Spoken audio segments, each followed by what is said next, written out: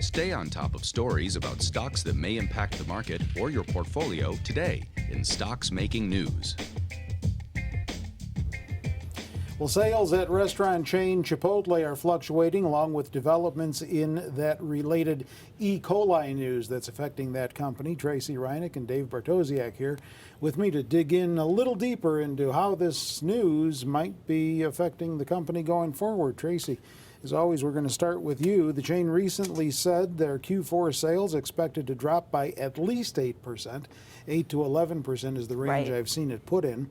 Shares fell 7% on that news about a week ago, from where we're sitting here today talking about this thing, right on the 9th of December.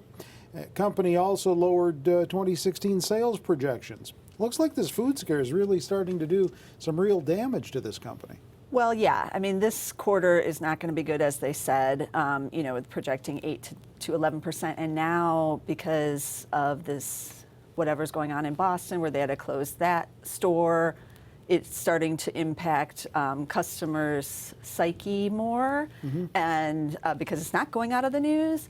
And a lot of the analysts expect December comps to be on the much lower side now. So we're probably looking at least the 11% decline for that quarter. And I brought a chart of the estimates because this is the first time I've ever seen this with Chipotle. I mean, they are the king of the restaurant chains. That's how I consider them. And to see the estimates being cut like this, I mean, you can see fourth quarter, the estimate we had was 412, and because the company cut to much smaller range, we now have an estimate of 266. I mean, you just never see anything like this. Yep. Similar declines for this year, full year, and then next year you see it start to come down too, because it's not going to be most likely contained in just one quarter. It is going to spill over into 2016, but that being said, as I said, this is the Cadillac of the,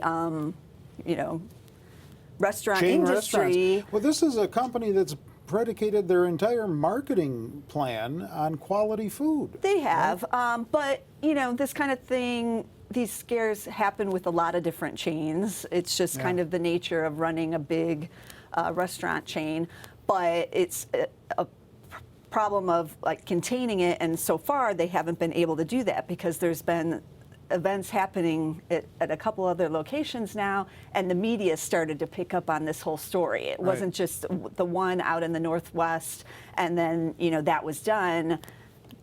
Now we have this other incident, and so the story just keeps playing on itself, and that's what's bad for them. And the weird part about that is it's not like Chipotle sources everything nationally and then just breaks it up. It's all kind of, region by region. They source locally. That was part of the appeal. And they're having this problem all over the place. So it's going to be tough for them to go ahead and just eradicate that because, who knows where the next problem in the supply chain is going to be. They have said they're going to institute new procedures and, things that will cost them a little bit more money, and they're going to have to spend some more money on marketing. But this is similar to what we saw with Yum Brands in China when they had that big PR disaster over there when they were on the 60 Minutes of China. And they also saw the similar decline in sales and that kind of thing. And you have to win back the customers and, fix the problem, win back the customers, and then go forward. And so we're going to see kind of how Chipotle's management handles it. But again, that being said, I still like the company. They are still one of the best run restaurant chains out there.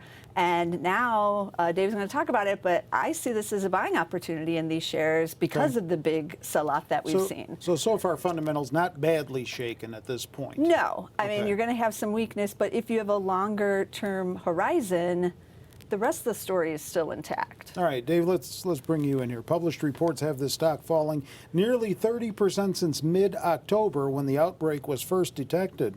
So more residual effect here, right? Totally. The thing was trading all the way up at 760. It did bounce off of resistance there a little bit. And then when it came down initially, if we take a look at the chart, we had support in the kind of the September, in the late summer months down at $600, and that totally broke in October when we started selling off. And even over the last couple of days, huge spikes to the downside. But volume has increased substantially over the last couple of days.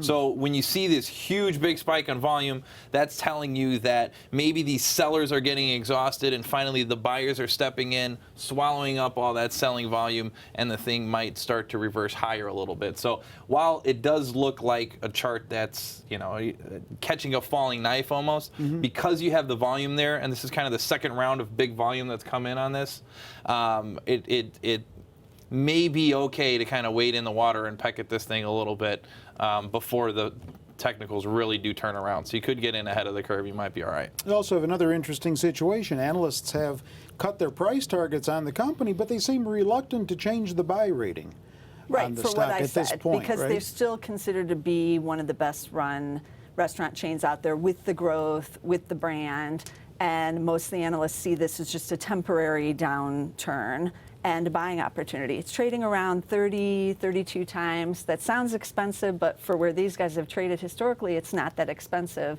And you know, it is a good time probably to get in. And if the stock's trading at 760 and you got a buy rating and now it's at 560, you're going to have to change that price. Yeah.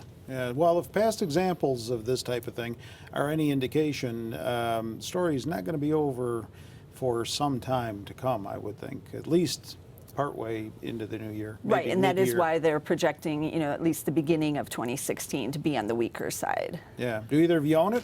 No? No, but I love eating it. Unsolicited comments from Dave. Thanks for that. If you want to take a look at more stock information, commentary, stock picks, stock picking strategies, get on over to our website, Zacks.com. If you're not there already watching this video, you can link to a lot of that type of information right off the homepage.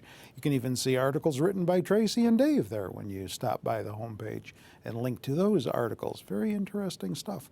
If you're watching our videos, by the way, on the YouTube platform, there is where you can subscribe to them and even comment on them, and the feedback is always welcome. With Tracey and Dave, I'm Terry Ruffalo.